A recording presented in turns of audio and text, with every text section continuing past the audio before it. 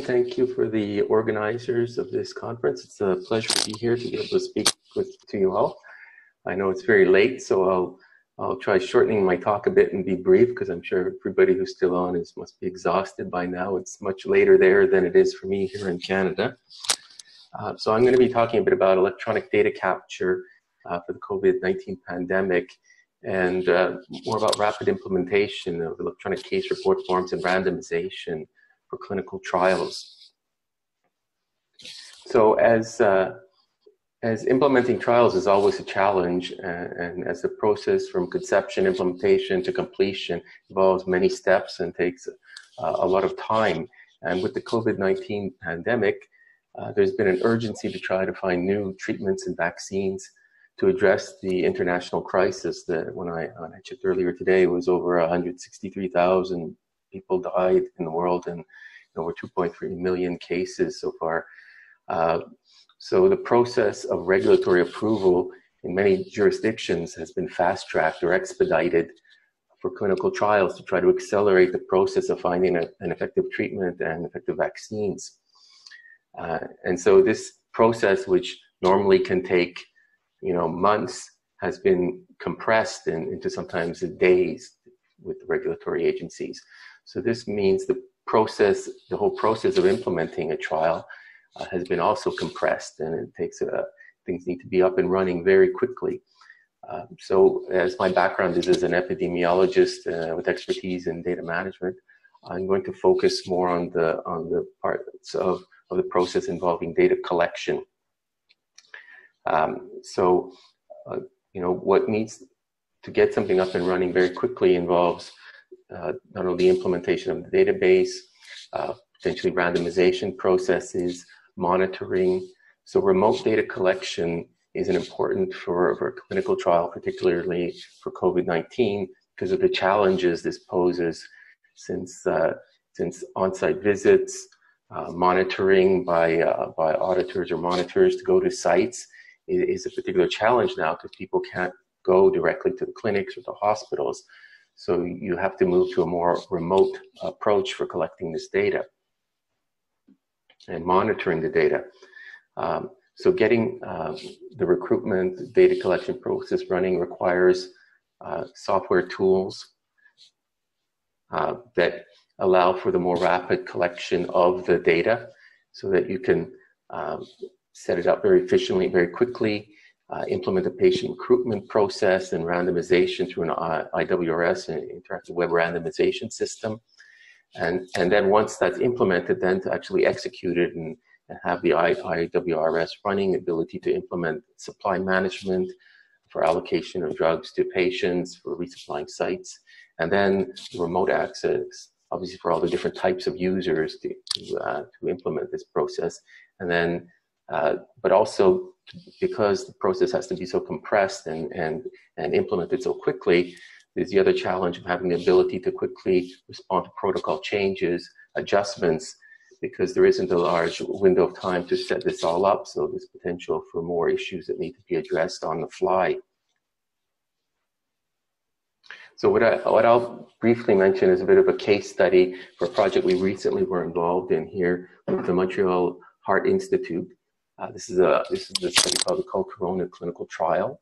It was funded by the Quebec government, and this was brought on very quickly. The objective of the study was to determine whether short-term treatment with colchicine, an anti-inflammatory medication, reduces the rate of death and lung complications related to COVID-19.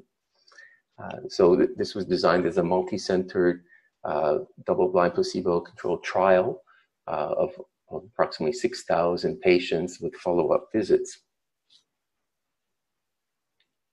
So the startup time for this was very rapid. Health Canada approved the study in, I believe, something like less than a week. So this required the existing system be implemented, an existing validated EDC system, an IWRS tool be used to rapidly be able to get the study up and running. So it was an urgency to start recruiting patients basically immediately. So using existing tools in our EDC system, we were able to rapidly configure the IWRS and the EDC to be able to randomize patients within days. and in addition to implement the supply management process to allocate dispensing codes for the drugs that are being given to the patient based on the study arm, and track inventory levels and ensure that supplies can be issued to different sites as they're being used and the supplies are going down. So the software that we use is basically a system that allows for very rapid design through a designer module, so there's no programming required. And there are particular tools for IWRS in this as well to be able to easily set up the randomization just by clicking on options on a configuration screen.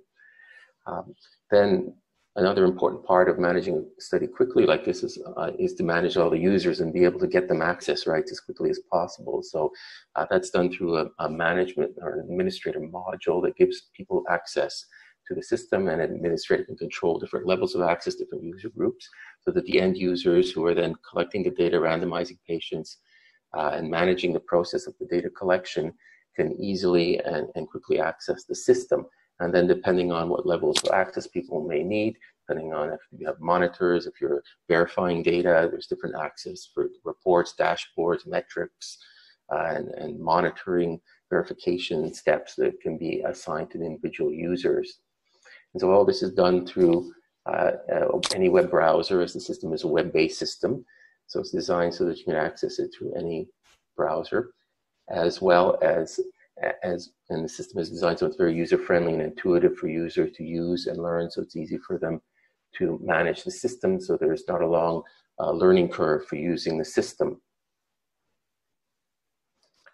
And as the system's web-based, it's also designed so that it can work with different devices, which is particularly useful for something like this during this situation with COVID-19, because obviously people have to work more remotely, so different devices need to be used depending on what the particular task is, whether it's to randomize easily through a mobile device, such as a smartphone, to monitor through tablets or through computers. So there's different approaches that can be used in this way to easily adapt to the needs of the study and the personnel, as well as to provide management tools for monitoring the study, tracking different dashboards to view subject recruitment, track patient data that's been entered, monitor the process and monitors out to review and track and resolve data queries and other data management steps that need to be done to complete and close the data so that the analysis can be conducted. Obviously, another important thing for dealing with setting up a trial with an EDC system right now during these pressing times with COVID is that it's important to be able to adapt to different needs and different options. So having a system that has different modules and capabilities is really critical. So that if you're doing a study with patients who are hospitalized versus ones that are will be at home and being treated at home. So you may want to use ePro devices for electronic patient-reported outcomes, so patients can self-complete some of the data themselves.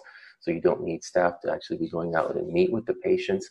So in this way, give them a flexible web, simple-to-use interface, ability to interact with IWRS, supply management, as I mentioned before, medical coding, E2B for pharmacovigilance and safety, data collection, visit scheduling and tracking for longitudinal designs, as well as e-consent. So there's all kinds of different modules that can be used depending on the particular needs of a project. So having a system in place when selecting an EDC system that has these capabilities is important to be able to manage them very quickly and adapt to different study design needs. And then finally, with trials like the CRO Nova study that I mentioned earlier, this is one that started in Canada, but it's also moved into the US now, and it's going to be going into Europe as well, with sites being recruited from Europe. So it's important for regulatory purposes to ensure the software complies with different regulatory regimes. So for in the US, for FDA, Health Canada, Annex 11, GDPR in Europe, and other jurisdictions have different requirements. So it's important to have a system that's been validated for compliance with different regulatory requirements. So So I can stop here, and I'd like to thank you all for your attention. I know it's very late. I'll be happy to answer any questions if you have any.